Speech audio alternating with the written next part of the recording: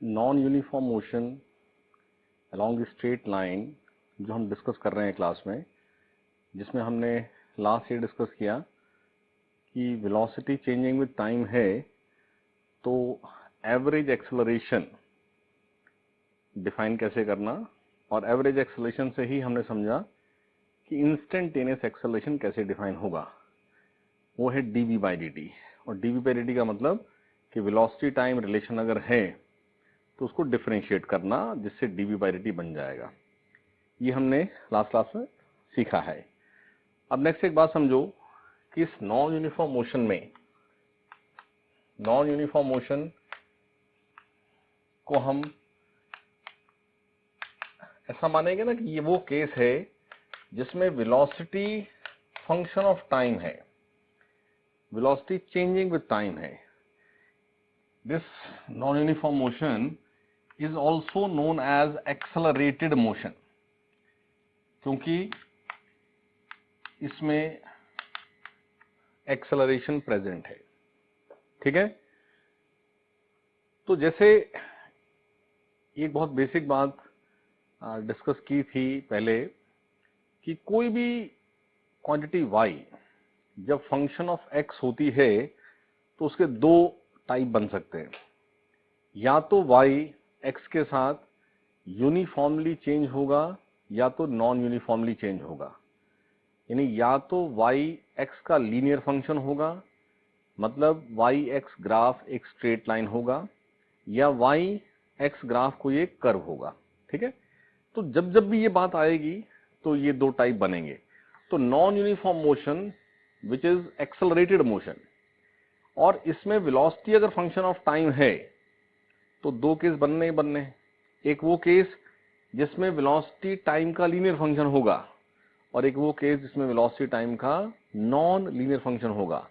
यानी वो केस जिसमें वेलोसिटी टाइम के साथ यूनिफॉर्मली चेंज होगी, और एक वो केस जिसमें वेलोसिटी टाइम के साथ नॉन यूनिफॉर्मली चेंज होगी। एक वो केस जिसमें वेलोसिटी टाइम ग्राफ एक स्ट्रेट लाइन होगा, और एक वो केस जिसमें वेलोसिटी टाइम ग्राफ कोई कर्व होगा। तो अगर वेलोसिटी लीनियरली चेंज होगी, velocity time graph straight line होगा, यानी उस ग्राफ का स्लोप कांस्टेंट होगा। स्लोप कांस्टेंट होगा मतलब dv बाई dt कांस्टेंट होगा, और dv बाई dt तो क्या है? एक्सेलरेशन। यानी एक वो केस होगा जिसमें एक्सेलरेशन प्रेजेंट कांस्टेंट होगा, यूनिफॉर्म होगा, और एक वो केस होगा जिसमें एक्सेलरेशन प्रेजेंट नॉन यूनिफॉर्म होगा। So non uniform motion which is accelerated motion के फर्दर हमारे पास two types. One is uniformly accelerated motion and this one is non uniformly accelerated motion. इस केस में velocity time graph is a straight line graph, straight line graph, और ये is some curve. वो curve कैसा भी हो सकता है, कोई कर्व। और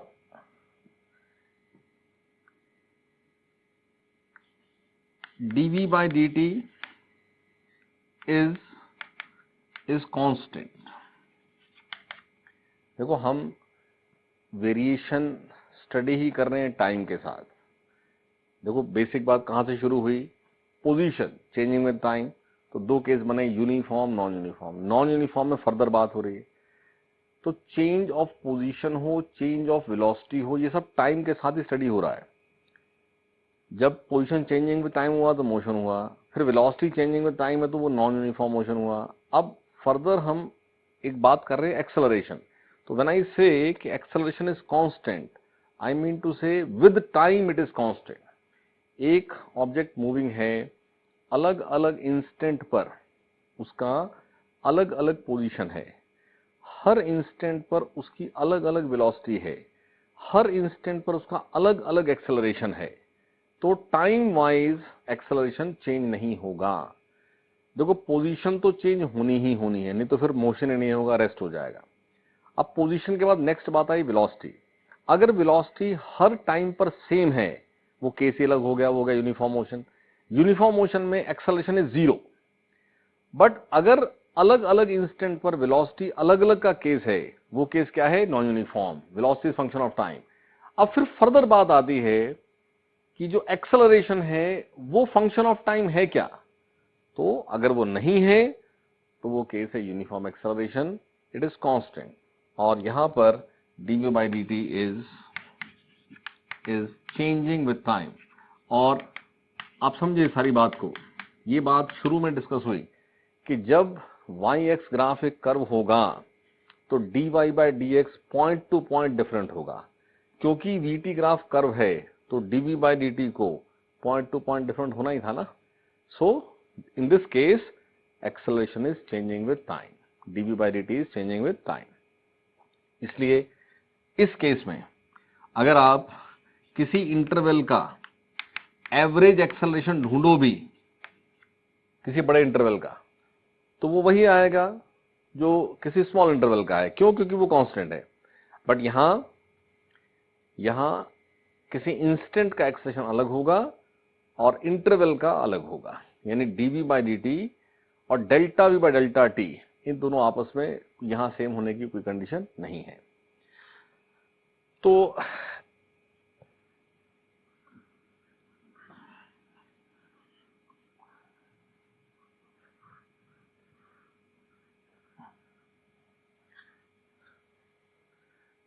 पोजीशन टाइम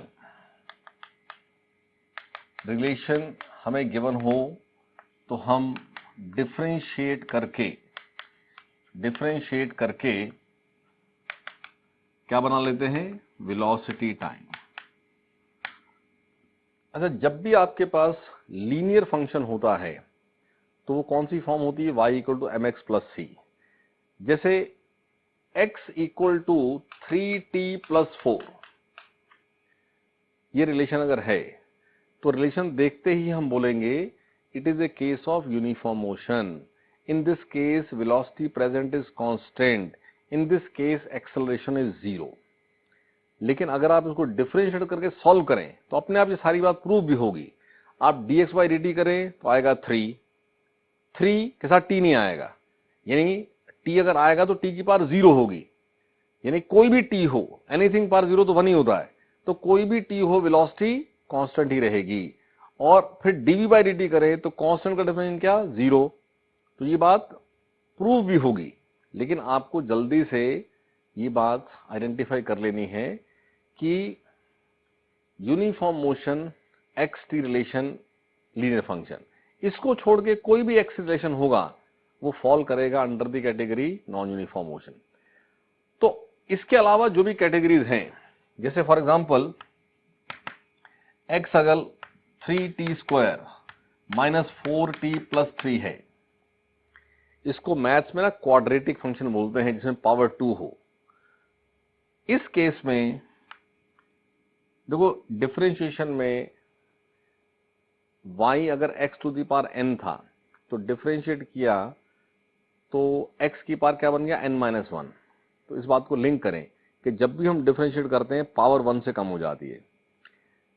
तो हम नॉन यूनिफॉर्म मोशन में जो फर्दर दो टाइप्स हैं कि एक केस यूनिफॉर्म एक्सेलरेशन है और एक केस नॉन यूनिफॉर्म एक्सेलरेशन है, हमें पोजीशन टाइम फंक्शन से ही ये जज करना हो कि ये उस नॉन यूनिफॉर्म मोशन के जो फर्दर दो टाइप्स हैं उसमें से कौन सी टाइप है।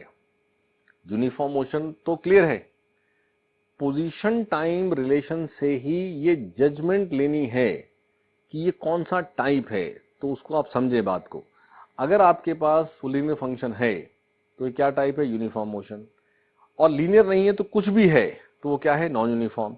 लेकिन अगर इसको छोड़ करके बाकी जो इनफाइनाइट पॉसिबल फंक्शंस होते हैं उनमें से एक फंक्शन होता है क्वाड्रेटिक, जिसमें t की पावर 2 होती है।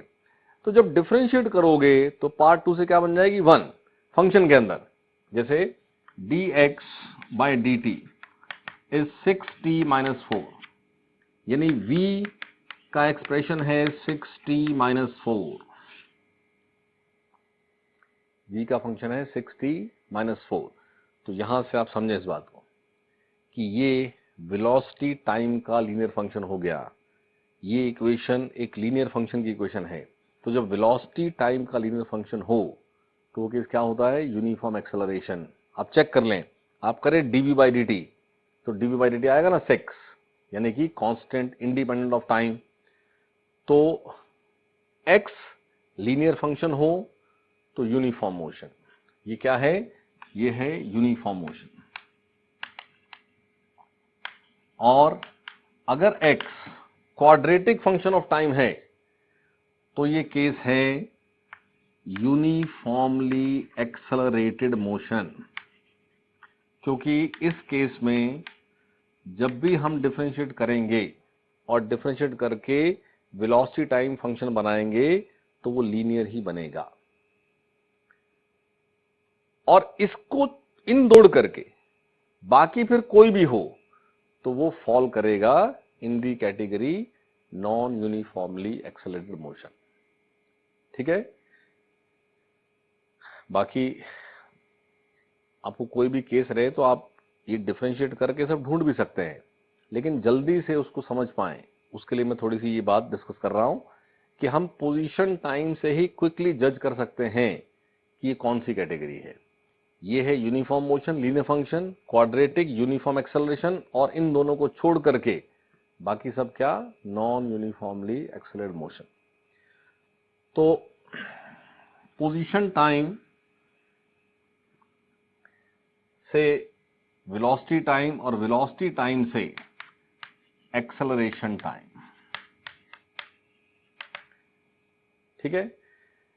लेकिन अब जनरल मैथ्स देखो समझ के रखो कि अगर x t to the power 3 है तो dx बाय dt यानी v ये 3t स्क्वायर है। जब एक पार्टिकल की पोजीशन टाइम के साथ चेंज हो रही है और उसकी वेलोसिटी भी टाइम के साथ चेंज हो रही है तो हर t पर अलग v है, अलग x है, यानी आप कोई v और x का भी तो रिलेशन बना सकते हो। आपको ये सब केस दिया जा सकता है कि x अगर ये फंक्शन है तो इस केस में जो वेलोसिटी है उसका पोजीशन के साथ रिलेशन एक्सप्लेन करो, तो ये डिफरेंशिएशन आपको देगा वेलोसिटी टाइम, क्योंकि xt है। आप dx बाई dt करेंगे तो dx by dt by definition v होता है। Now you have x t cube v 3t square, तो यहां से फर्स्ट फंक्शन से what is t, t is x to the power 1 by 3। इस t को यहां पुट कर दें तो v बनता है 3x to the power 2 bye 3। तो v function of time, v function of x, ये सब पूछा जा सकता है। यानी आप स्ट्रेट क्वेश्चन बना सकते हैं कि x t क्यूब है। एक तो क्वेश्चन ये बनाना है कि find velocity at t equal to 1, या क्या बना सकते हैं, find velocity at x equal to 1। तो आपने vt और xt से इन दोनों में से t को एलिमिनेट करके vx बनाओ। अब इसमें कोई भी x पुट करेंगे तो v एट एनी x आ जाएगा। ठीक है, ऐसे ही फर्दर अगर v 3t स्क्वायर है, v 3t स्क्वायर है तो dv बाई dt क्या होगा, dv बाई dt 6t होगा, dv बाई dt 6t होगा, यानी एक्सेलरेशन जो है ये 6t होगा। और यहां भी acceleration in terms of x पूछा जा सकता है, acceleration in terms of v भी पूछा जा सकता है। वो जनरल मैथ्स है। देखो फंक्शंस आपस में रिलेट करके नए फंक्शन बना सकते हैं हम।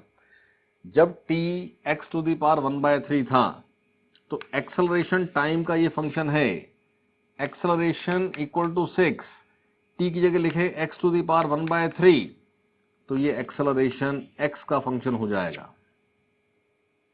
ठीक है, ऐसे ही v है 3t², तो इस फंक्शन से t क्या है, t है v/3 अंडर रूट, t है v/3 अंडर रूट। तो इस t को, a है ना 60, तो यहां से a को लिखें 6 और t की जगह √v/3, तो ये a in terms of v आ जाएगा। हमें देखो ऑप्शंस में से आंसर सेलेक्ट करना होता है। आपको पोजीशन टाइम फंक्शन दे करके क्वेश्चन में पूछा है कि सेलेक्ट द करेक्ट ऑप्शन। अब सेलेक्ट द करेक्ट ऑप्शन में एक्सेलरेशन का फंक्शन ऑप्शन में है, but in terms of time नहीं है, इन टर्म्स ऑफ वेलोसिटी है। तो आपने इससे तो ये विद टाइम ही आएगा, x t³ था तो डिफरेंशिएट विद टाइम किया तो वेलोसिटी टाइम का फंक्शन आया, वेलोसिटी को डिफरेंशिएट किया तो a टाइम का ही फंक्शन आया। लेकिन आप इंटरचेंज करते हुए v in terms of x बना सकते हो, ऐसे ही acceleration in terms of x भी बना सकते हो, acceleration in terms of v भी बना सकते हो। तो ये सब भी केस रहेंगे साथ में। ठीक है,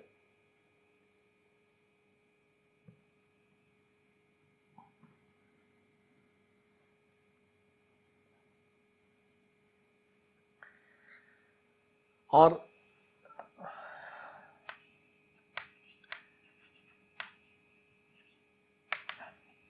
जैसे पोजीशन टाइम ना देकर पहले से ही वेलोसिटी टाइम दिया हो और एक्सेलरेशन पूछा हो, तो आप डिफरेंशिएट विद टाइम करके एक्सेलरेशन बना सकते हैं।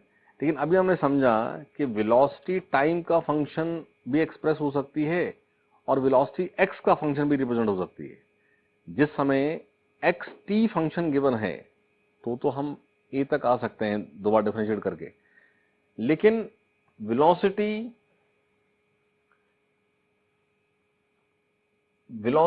3t² दिया है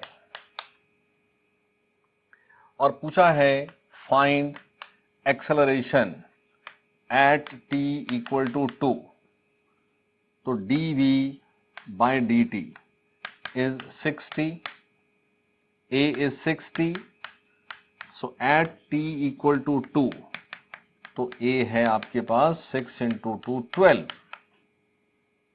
ठीक है, ये तो सिंपल है, ये हमने पहले भी किया है।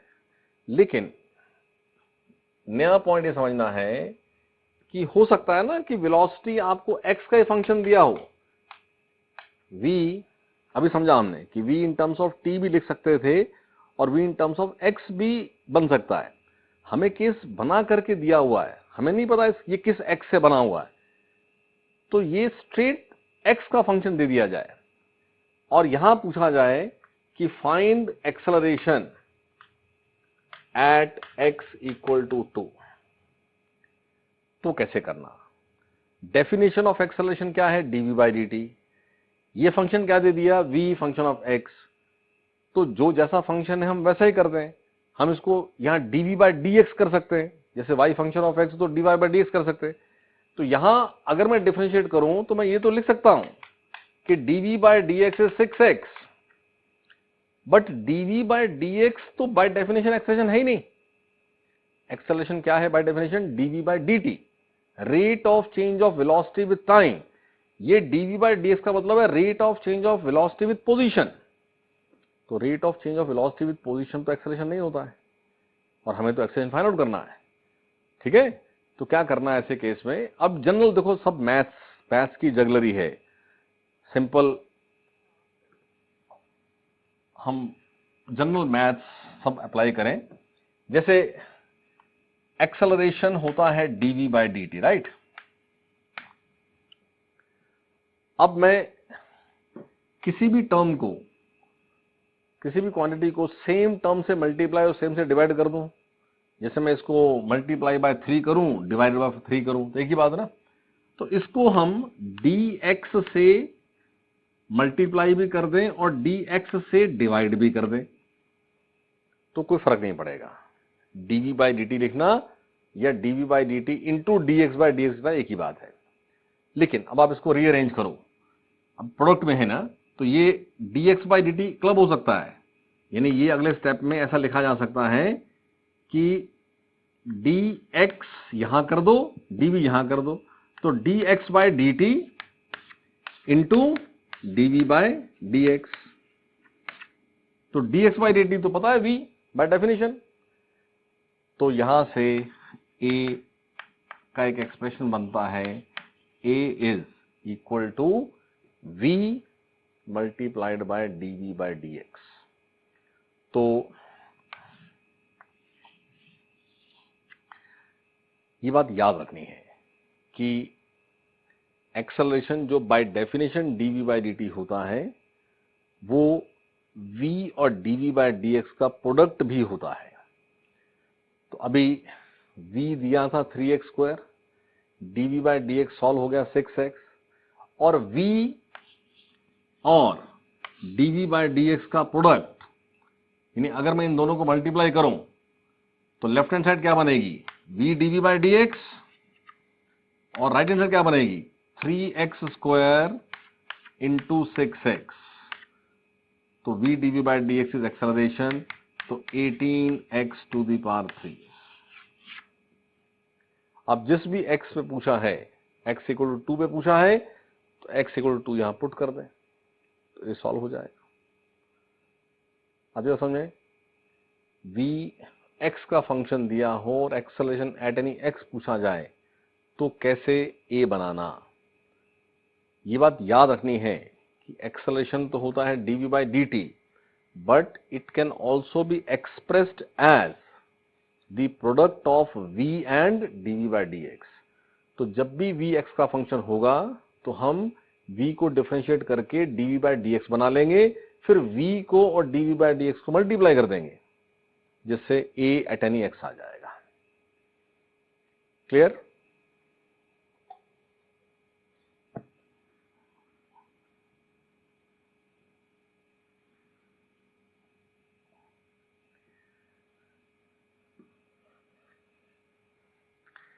नेक्स्ट, यूनिफॉर्म मोशन, जिसमें वेलोसिटी कांस्टेंट है। बहुत सिंपल, ये हम सब 9th में हमने किया है, मैं उसको वापस आपको रिलेट कर रहा हूं। यूनिफॉर्म मोशन में displacement s upon t is velocity. वैसे s बाय t क्या होता है, एवरेज वेलोसिटी, लेकिन जब मैं देखूं खाली वेलोसिटी तो मतलब I am writing instantaneous velocity. लेकिन यूनिफॉर्म मोशन में आप एवरेज किसी इंटरवल के लिए फाइंड आउट करो या इंस्टेंटेनियस करो, वो एक ही होती है, इसलिए उसको बस वेलोसिटी लिख दिया। लेकिन s क्या होता है, s is straight line motion में s का मतलब position final minus position initial is displacement. तो यहां किसी इंटरवल t का डिस्प्लेसमेंट मतलब वेलोसिटी इनटू टाइम। ठीक है, अब मान लो वेलोसिटी कुछ वैल्यू है, लेट वेलोसिटी इज 10 मीटर पर second, and when velocity is constant, क्योंकि केस यूनिफॉर्म मोशन का है, तो अगर मैं वेलोसिटी टाइम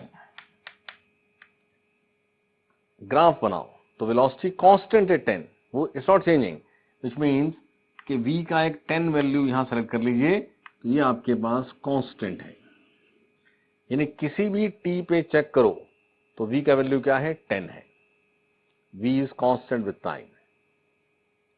तो किसी भी टाइम में डिस्प्लेसमेंट क्या है, v into T. Suppose s in first 5 seconds पूछना है, तो फर्स्ट 5 सेकेंड्स का मतलब हो गया कि t0 से t5 तक, तो यहां से वो s क्या बनेगा, वो 10 इंटू 5 बनेगा। और यहां ग्राफ में आप देखें तो t0 ये पॉइंट था और t5 को यहां पॉइंट होगा, तो ये 10 × 5 जो डिस्प्लेसमेंट है, यहां चेक करें तो ये 0 और 5 के बीच में जो ये VT ग्राफ था, इस ग्राफ और टाइम एक्सिस के बीच में with in these two limits of time, ये जो एरिया है, ये एरिया 10 × 5 ही तो है, ठीक है ना। तो यहां से बात याद रखनी है कि वेलोसिटी टाइम अगर ग्राफ गिवन है तो जिस भी इंटरवल में डिस्प्लेसमेंट ढूंढना है, उस इंटरवल में उस ग्राफ के under up to time axis जो एरिया होता है, यानी आपके पास जो बात बहुत सिंपल यहां प्रूव हुई, ये बात हर केस में वैलिड है। यानी वेलोसिटी टाइम ऐसा ग्राफ, ये कांस्टेंट वेलोसिटी है, वेलोसिटी टाइम चेंजिंग ग्राफ हो, चेंजिंग में graph can be straight line, graph can be curve, case कोई भी हो, वेलोसिटी कांस्टेंट का केस हो, वेलोसिटी चेंजिंग विद टाइम का केस हो, velocity changing uniformly with time का केस हो, velocity changing non uniformly with time का केस हो, हमारे पास ये रिजल्ट है कि अगर velocity versus time graph plotted है किसी भी मूविंग ऑब्जेक्ट के लिए, और आपको किसी भी टाइम इंटरवल में किसी t इनिशियल से t फाइनल तक डिस्प्लेसमेंट ढूंढना है, तो आपने उन इंस्टेंट्स को, जैसे ये 0.5 था, ये 1.6 भी हो सकता था, 2.7 भी हो सकता था, जो भी इंटरवल दिया हो, उस इंटरवल t इनिशियल से टाइम एक्सिस की परपेंडिकुलर लाइन ले जाओ, टाइम फाइनल से लाइन ले जाओ, तो टाइम एक्सिस और कर्व के बीच में with in the limits of time जो एरिया आता है, वो एरिया उस इंटरवल का डिस्प्लेसमेंट होता है, ठीक है। सो एक सिंपल सी बात ऐसे लिखी जाती है कि area under velocity time graph gives displacement. Displacement का मतलब डिफरेंस ऑफ पोजीशन, क्योंकि डिस्प्लेसमेंट का मतलब है x final minus x initial. ये मैंने आपको इस एग्जांपल से लिंक किया और फिर इसको मैंने जनरलाइज कर दिया। ये जो मैंने बात लिखी है, ये खाली कांस्टेंट वेलोसिटी के केस में वैलिड ऐसा नहीं है, ये हर केस में वैलिड है। जैसे एक और एग्जांपल देख लीजिए,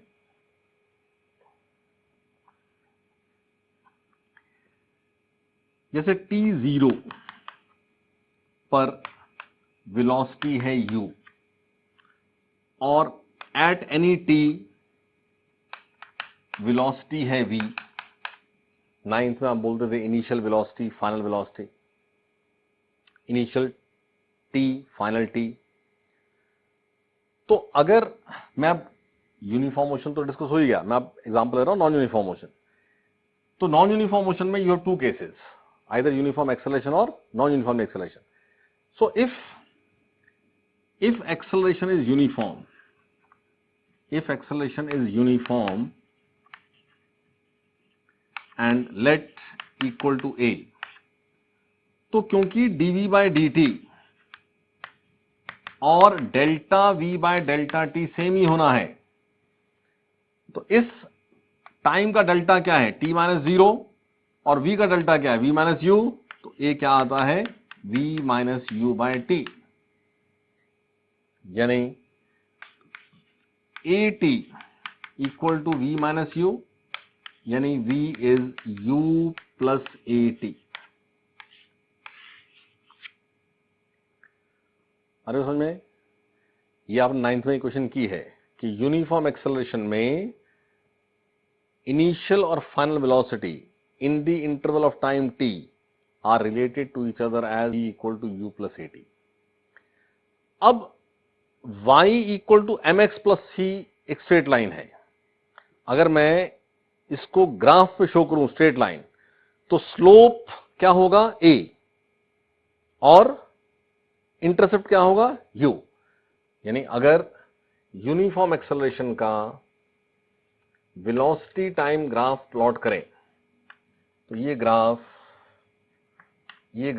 एक ऐसी स्ट्रेट लाइन होगी जिस स्ट्रेट लाइन में intercept on this velocity axis is u, intercept u, और इस लाइन का स्लोप का मतलब होता है ये एंगल अगर थीटा है तो tan थीटा, तो tan theta is what, it is a,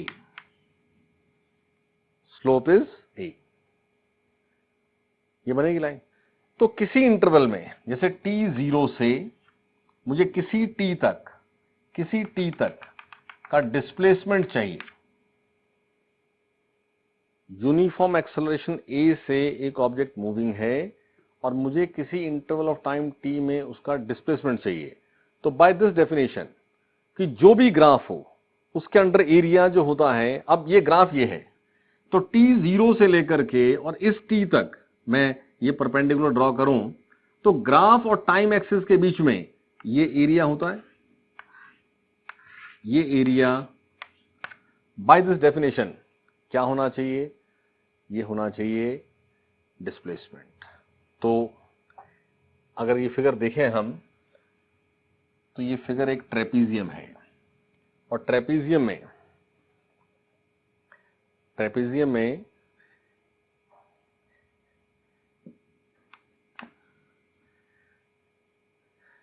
किसी t पर वेलोसिटी क्या है, इसी इक्वेशन से t0 की वेलोसिटी है u, किसी t की वेलोसिटी क्या है, तो आंसर है कि वो वेलोसिटी है v, ठीक है ना, और स्लोप है tan थीटा। यानी ये अगर ढूंढना है, ये साइड है u,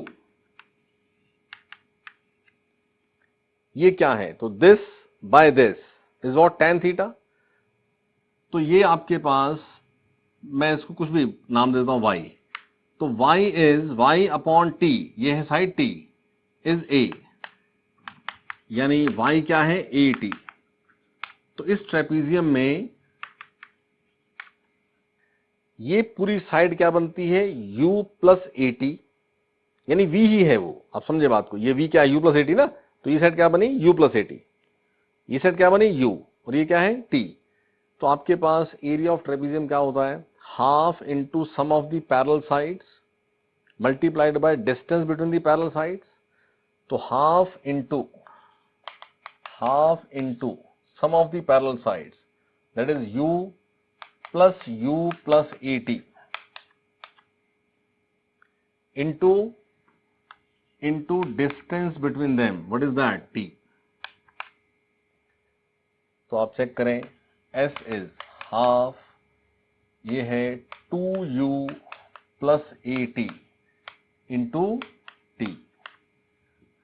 तो s ये t बाय 2, ये इंटू टी को यहीं लिख लो t by 2, t by 2 multiply करें तो क्या बनेगा ut, और ये क्या बनेगा हाफ at स्क्वायर। तो आपने 9th क्लास में यूनिफॉर्म एक्सेलरेशन के लिए रिजल्ट पढ़ा ना, s is ut plus half at square. तो v is u plus at, s is ut plus half at square, और ये हमने इसी डेफिनेशन को यूज करके प्रूव किया कि area under velocity time graph with in the interval of time gives you displacement.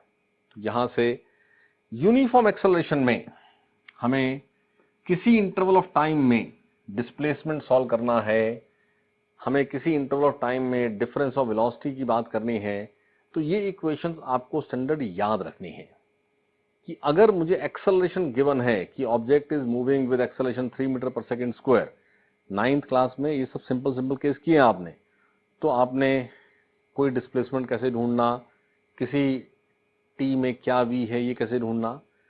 तो जैसे ये VT रिलेशन और ये क्या है, ये ST रिलेशन।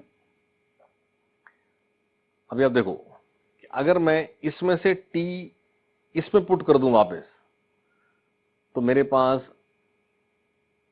V और U और S का रिलेशन आ जाएगा, T हट जाएगा।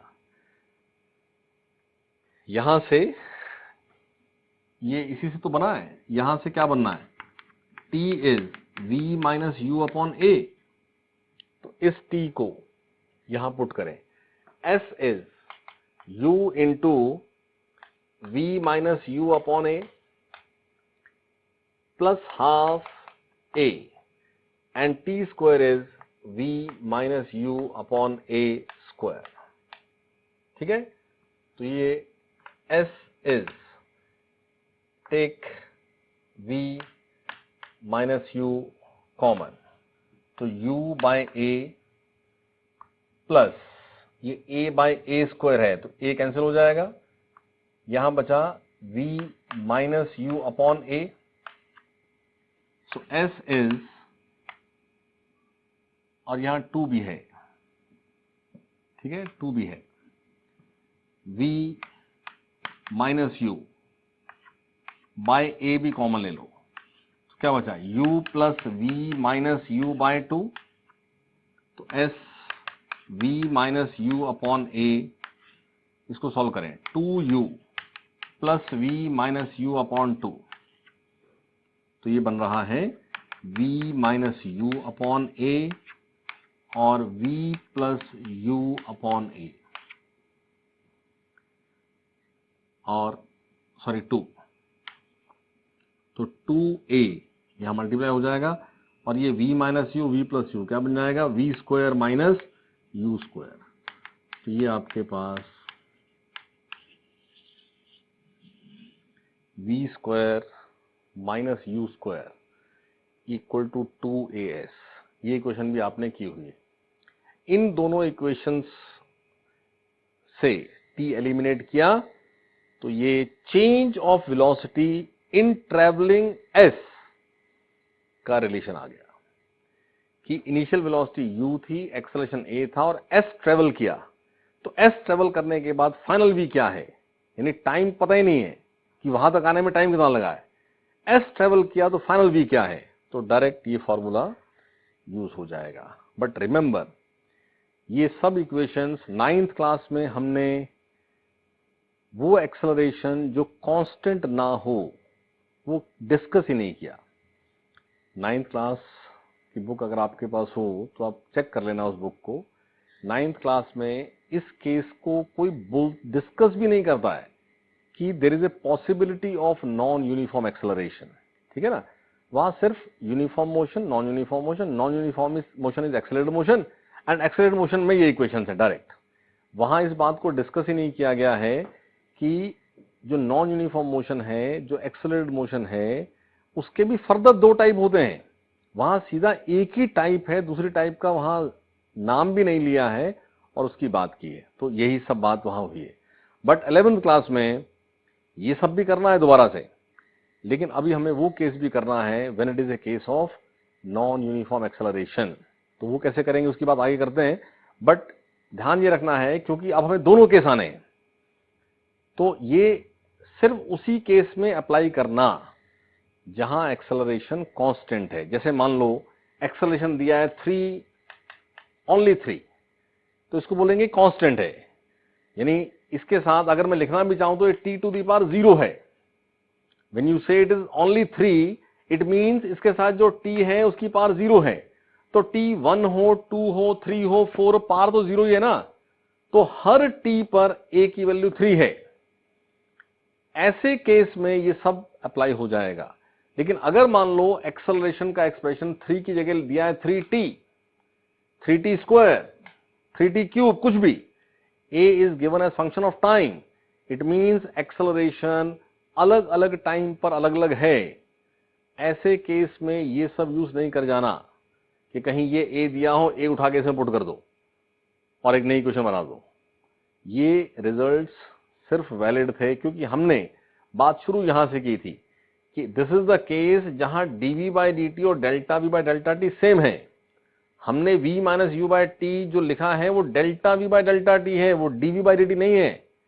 When it is a case of non uniform acceleration तो ये पार्ट और ये पार्ट अलग हो जाते हैं, इसलिए उस केस में इसको यूज नहीं कर जाना। और हमें कैसे पता चलेगा कि यूनिफॉर्म एक्सेलरेशन है कि नॉन यूनिफॉर्म एक्सेलरेशन है? तो एक्सप्रेशन ऑफ ए बताएगा। अगर ए 3 दिया है, 3 है, 4 है, 5 है, कुछ भी है, उसमें टी नहीं है, तो उसका मतलब है कि वो हर टी पर सेम है, तो आपने ये इक्वेशन यूज करनी। और अगर ए इन टर्म्स ऑफ टाइम है तो वो वेरिएबल एक्सेलरेशन है। वेरिएबल एक्सेलरेशन में क्या करेंगे वो हम आगे बात करेंगे उसकी, लेकिन ये इक्वेशंस आपने यूनिफॉर्म एक्सेलरेशन के लिए ही यूज करनी है। और यूनिफॉर्म एक्सेलरेशन के इन केसेस में क्योंकि एक्सेलरेशन है तो ये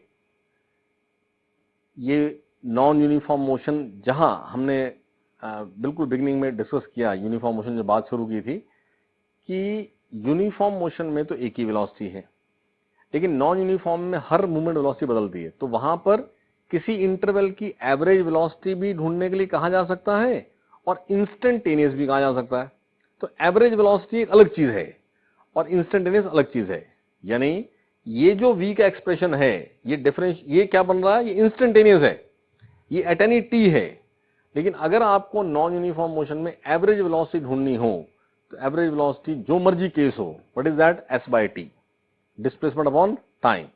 तो यहां इन 3 इक्वेशंस के साथ एक फोर्थ इक्वेशन और बना के याद करनी है कि यूनिफॉर्म एक्सेलरेशन मोशन में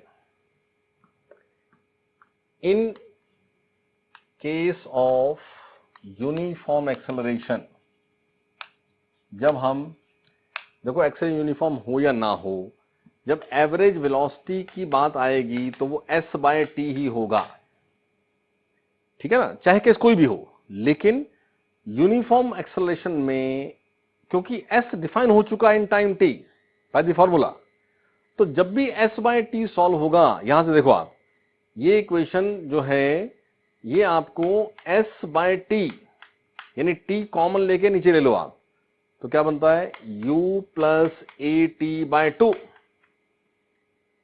तो average velocity u plus A T by 2,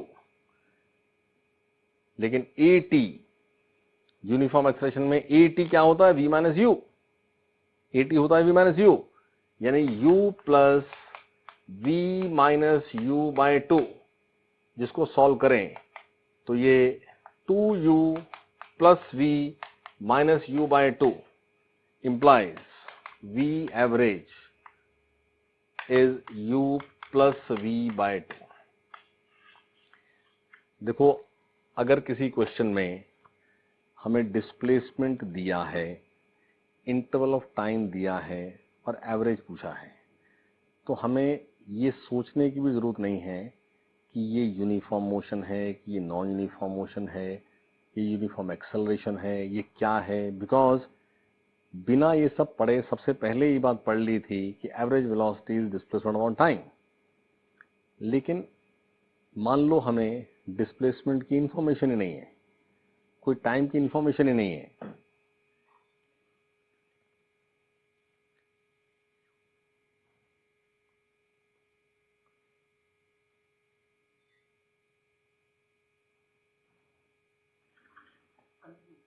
question इस तरह से है कि एक ऑब्जेक्ट यूनिफॉर्म एक्सेलरेशन से एक स्ट्रेट लाइन में मूव हो रहा है, ठीक है, और किसी मूवमेंट पर हमने चेक किया उसकी वेलोसिटी थी 10 मीटर पर second. After some time check किया तो वेलोसिटी हो गई 40 मीटर पर सेकेंड। इस इंटरवल में एवरेज वेलोसिटी क्या है?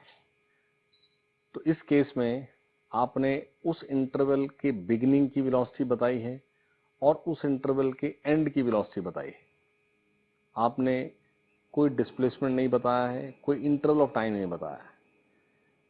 तो अगर ये केस यूनिफॉर्म एक्सेलरेशन बोल दिया है तो आपने ये रिजल्ट यूज कर जाना है कि व्हेन एक्सेलरेशन इज यूनिफॉर्म तो किसी इंटरवल ऑफ टाइम की इनिशियल और फाइनल इंस्टेंटेनियस वेलोसिटीज पता है तो average velocity u plus V by 2 आएगी।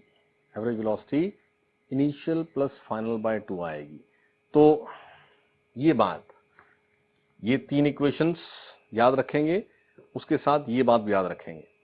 और इसमें ये V average s by T था, s बाय टी, ठीक है ना, u प्लस वी बाय 2 यानी s u plus V by 2 into T, मतलब एक ही बात है।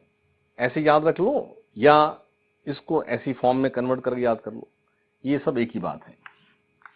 along with these 3 relations आपके पास ये एक 4th रिलेशन है, ये भी हमें ध्यान रखना है। हमें हमारे इस टॉपिक में बहुत variety of questions, word problem जिनको आप कहते हैं, ऐसी दी जानी है जिनमें ये इक्वेशंस हमें यूज करनी है। तो वो पूरा अपने आप में एक तरह से कह सकते हैं टॉपिक ही हो जाता है कि यूनिफॉर्म एक्सेलरेशन मोशन के जो टाइप ऑफ क्वेश्चंस हैं, तो वहां हमें ये 4th रिलेशन भी बहुत हेल्प करता है, इसको याद रखेंगे।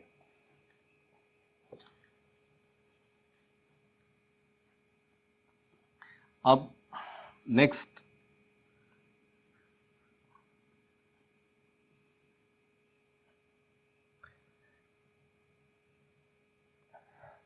उस केस की बात करें जहां वेलोसिटी टाइम के साथ नॉन यूनिफॉर्मली चेंज हो रही है, यानी वेरिएबल एक्सेलरेशन, जो मैंने अभी डिस्कस किया कि वेरिएबल एक्सेलरेशन में हमें ये सारी बात बदलती है।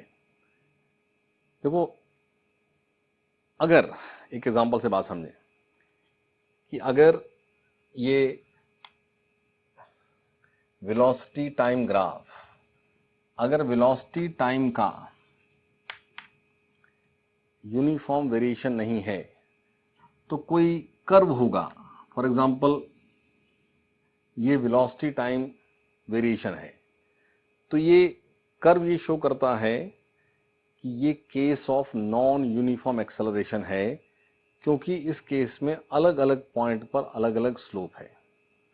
तो अगर मुझे इस t इनिशियल से इस t फाइनल तक का डिस्प्लेसमेंट चाहिए, तो by definition of displacement area under velocity time graph gives displacement. तो मेरे पास बाय डेफिनेशन तो ये बात ठीक है कि मैं इस t इनिशियल से एक परपेंडिकुलर ले जाऊं ग्राफ तक, ऐसे ही t फाइनल से परपेंडिकुलर ले जाऊं ग्राफ तक, तो जो ये एरिया शेड होगा, ये एरिया डिस्प्लेसमेंट होगा, लेकिन ये एरिया फाइंड आउट नहीं हो सकता है। ये साइड एक कर्व है, ये साइड स्ट्रेट लाइन नहीं है। ये स्ट्रेट लाइन हो तो ये ट्रेपीजियम हो जाता है। हमारे पास मैथ्स में ऐसे किसी भी केस का एरिया का कोई फॉर्मूला स्टैंडर्ड है ही नहीं। तो नॉन यूनिफॉर्म एक्सेलरेशन में जहां वेलोसिटी टाइम का ग्राफ स्ट्रेट लाइन नहीं है, वहां पर हम ऐसा डिस्प्लेसमेंट कैसे फाइंड आउट करेंगे, यही अपने आप में एक टॉपिक जो हमने डिफरेंशिएशन पढ़ा। डिफरेंशिएशन के साथ मैथ्स में एक ब्रांच है कैलकुलस ब्रांच में ही हम एक टेक्निक पढ़ते हैं डिफरेंशिएशन, और दूसरी एक टेक्निक होती है इंटीग्रेशन। तो इंटीग्रेशन टेक्निक की हेल्प से ये सब एरिया सॉल्व होता है, ठीक है। और बेसिक बात ये है, आप यहां अलग से समझ लें कि मान लो किसी ऑब्जेक्ट का वेलोसिटी टाइम ग्राफ ऐसा होता, ये इस तरह से 0 से t1 तक ये कुछ v1 वेलोसिटी है, ये कांस्टेंट वेलोसिटी, लेकिन t1 से t2 में वेलोसिटी बदल गई, वो वेलोसिटी ये हो गई, ठीक है, ये कुछ v2 हो गई। T2 से T3 ये वेलोसिटी v3 हो गई। यानी आपके पास अगर मैं T0 से from T equal to 0 to T equal to T3 मुझे डिस्प्लेसमेंट सॉल्व करना है, तो 0 से T1 तक का ये एरिया, T1 से T2 तक का ये एरिया, T2 से T3 तक का ये एरिया, और ये एरिया V1 इंटू T1 है, next area V2 into T2 minus T1 है, और next area V3 into T3 minus T2 है। यानी मैं 0 से T3 तक चेक करूं तो मेरे पास ये अलग अलग पार्ट हैं, लेकिन ये ओवरऑल टोटल एरिया सॉल्व हो सकता है। ठीक है ना? जैसे आप मैथ्स में इस तरह के पॉलीगन्स बनाते हैं और एरिया ढूंढते हैं, लेकिन जब तक वो स्ट्रेट लाइन से बाउंडेड केस रहता है तो आप उसको स्प्लिट कर सकते हैं। यानी हमें वेलोसिटी टाइम ग्राफ कैसा भी गिवन हो, उसमें अलग अलग पार्ट में, किसी पार्ट में यूनिफॉर्म मोशन है, किसी पार्ट में यूनिफॉर्म एक्सेलरेशन है, वो भी हो सकता है, मतलब कहीं भी कर्व नहीं आए, तो आप पूरे इंटरवल का जो एरिया हो वो एरिया सॉल्व कर लें तो आपके पास डिस्प्लेसमेंट आ जाएगा, क्योंकि डेफिनेशन वो वही रहती है कि area under velocity time graph displacement है। प्रॉब्लम कहां आती है? जहां कर्व पार्ट आ जाए, जहां आपके पास जैसे इसकी जगह मान लो वेलोसिटी टाइम ग्राफ ये दिया है, ये ग्राफ दिया है, यानी ये सपोज 2 सेकेंड्स, ये से 8, ये फर्दर 4, और ये यहां 12, ये 8। तो आप ये 0 से 8 सेकेंड्स तक का, 0 से 8 तक का अगर मुझे डिस्प्लेसमेंट चाहिए तो बाय डेफिनेशन ये सब आपके पास जो एरिया है 0 से 8 तक, एरिया अंडर द ग्राफ, ये डिस्प्लेसमेंट है। वो अलग बात है कि 2 सेकेंड्स तक it is a case of uniform motion, 2 से 4 तक it is a case of increasing velocity from 8 to 12 at a constant rate, और 4 से 8 तक it is a case of decreasing velocity from 12 to 0 at a uniform rate. वो कोई problem नहीं है। हम एक कार कांस्टेंट स्पीड से चला रहे थे, फिर हम स्पीड अप होने लगे, फिर हमने ब्रेक लगाई, हम स्लो होने लगे, तो हम कांस्टेंट से चल रहे थे 2 सेकेंड तक, फिर हम स्पीड अप हुए 2 से 4 सेकेंड में 12 पहुंचा दी स्पीड हमने, और फिर हमने ब्रेक लगाया और 4 से 8 में 12 से 0 पर आ गए। लेकिन increase of speed constant rate, decrease of speed constant rate, तो ये एरिया सॉल्व हो सकता है। ठीक है? तो आपको पार्ट्स में स्प्लिट करने की जरूरत नहीं है, लेकिन एरिया करते समय आप जैसे मर्जी सॉल्व कर लें। इस पूरे को एक रेक्टेंगल ले लें, ये जो शेडेड एरिया है ये ढूंढना है, और ये एरिया आपके पास डिस्प्लेसमेंट होगा जिस भी इंटरवल का चाहिए। 2 से 8 तक का चाहिए तो 2 से 8 तक का एरिया ले लो, 4 से 8 तक का चाहिए तो वो एरिया ले लो। लेकिन प्रॉब्लम वहां आएगी जहां कहीं भी कर्व आ जाएगा। जब तक कर्व नहीं है तब तक कोई प्रॉब्लम नहीं है। ठीक है? तो ये नेक्स्ट क्लास में करेंगे डिस्कस कि ऐसे केस में जो मैंने कहा कि इंटीग्रेशन की हेल्प लेनी पड़ती है, वो इंटीग्रेशन टेक्निक क्या है, कैसे हम उस टेक्निक को अप्लाई करते हैं। लेकिन उस टेक्निक का भी बेस यही है जो यहाँ डिस्कस हुआ। तो नेक्स्ट क्लास में बात करेंगे उसकी कि हमारा एम कहीं एरिया ढूंढना था, और एरिया ढूंढने के लिए इस तरह के केस में वो टेक्निक बनी, फिर वो हर केस में अप्लाई होती है। तो करेंगे इंटीग्रेशन, समझ में आएगी सारी बात। ठीक है?